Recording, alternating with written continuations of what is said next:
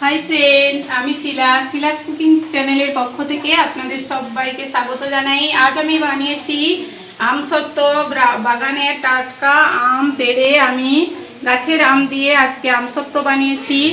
দেখুন কতটা সুন্দর আর পরিষ্কারভাবে উঠে যাচ্ছে একদম। চ্যানেলে আজ আমি বানাচ্ছি একটা টেস্টি এবং গ্রামের দেশি আম দিয়ে একদম টেস্টি আমসত্ত্ব রেসিপি আপনাদের সঙ্গে শেয়ার করব। দেখতে থাকুন পুরো রেসিপিটা আমি কিভাবে করছি।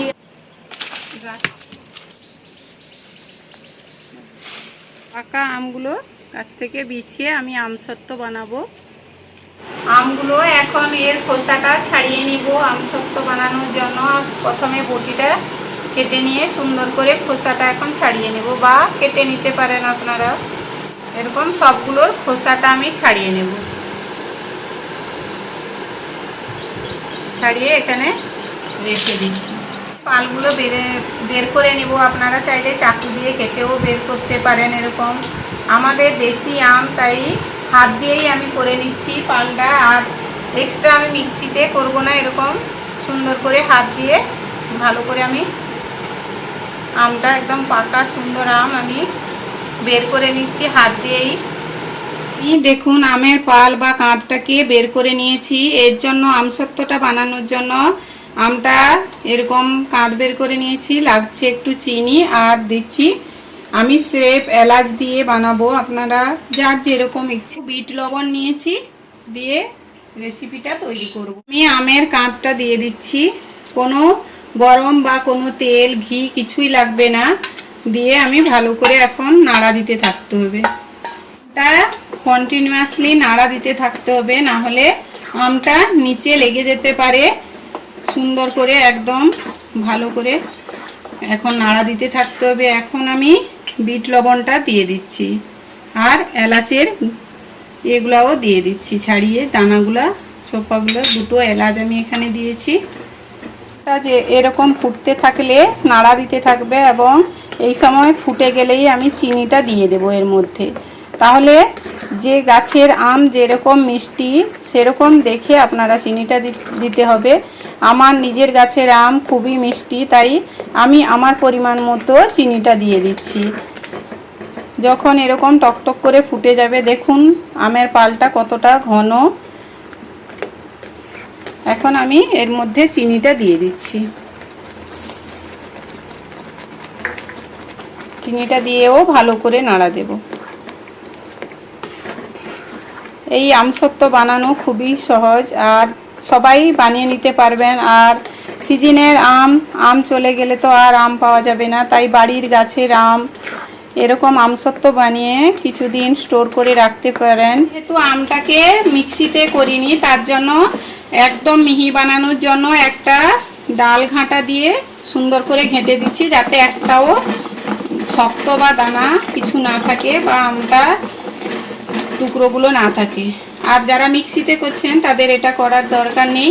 এরকম করে নিলে দু রকম আমসত্ত্ব করব। একটা একটু মোটা থালা, মোটা এরকম কিনার দেওয়া থালা, আর একটা পাতলা বানাবো। এখানে আমি সরষের তেল দিয়ে থালাটাকে ভালো করে গ্রিস করে নিচ্ছি, না হলে আমসত্ত্বটা উঠবে না।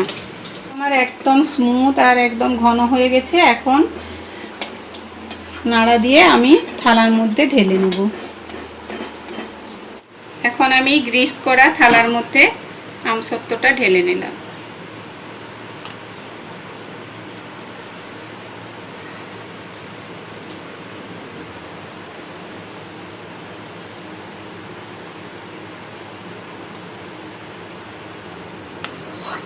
এটাতে আমি মোটা করে বানাবো, তার জন্য এরকম কিনার ওঠা থালার মধ্যে আমি দিলাম।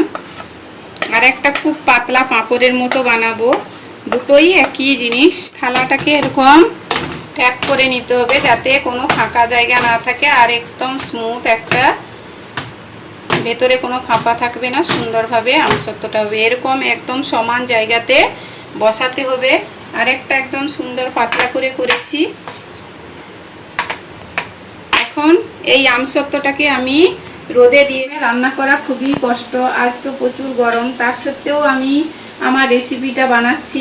এখন এই আমসত্ত্বগুলো আমি 2-3 দিন রোদে দিয়ে দিব, তারপর আপনাদের সামনে আবারও চলে আসব আর আপনাদের দেখাবো কেমন হয়েছে আমার আমসত্ত্বটা।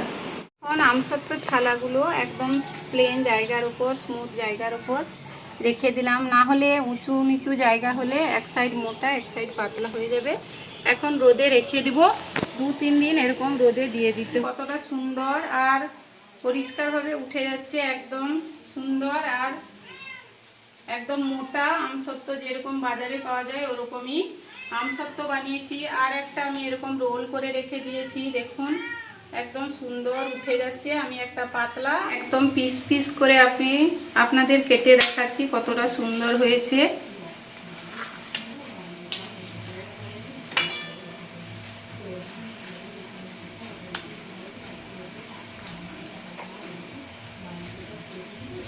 সুন্দর দেখুন কতটা সুন্দর। আর আমাদের ভিলেজ স্টাইলের আমসত্ত্বের রেসিপি আমি রেডি করে নিয়েছি। 3 দিন রোদে শুকিয়ে আমার আমসত্ত্বটা রেডি করে নিয়েছি। একদম পাতলা রোল টাইপের আমসত্ত্ব বানিয়েছি, আর একটা আপনাদের দেখিয়েছিলাম মোটা আমসত্ত্ব এরকম বানিয়েছি। একদম দোকানের মতো দেখতে লাগছে সুন্দর করে। এখন স্টোরেজ করে আপনারা রেখে দিতে পারেন। আর যদি আমার এইরকম আমসত্ত্বের রেসিপি আপনাদের ভালো লাগে অবশ্যই আমার চ্যানেলটাকে লাইক সাবস্ক্রাইব করুন। Please subscribe my channel. আমি আপনাদের সামনে খেয়ে দেখাচ্ছি, দেখুন সুন্দর একদম গ্রামের বাড়িতে তৈরি আমসত্ত্বের রেসিপি। অবশ্যই বাড়িতে খান এবং সবাই বাড়িতে বানান। এখন তো আমের সিজন, প্রত্যেক বাড়িতেই আমের গাছ থাকে গ্রামের দিকে।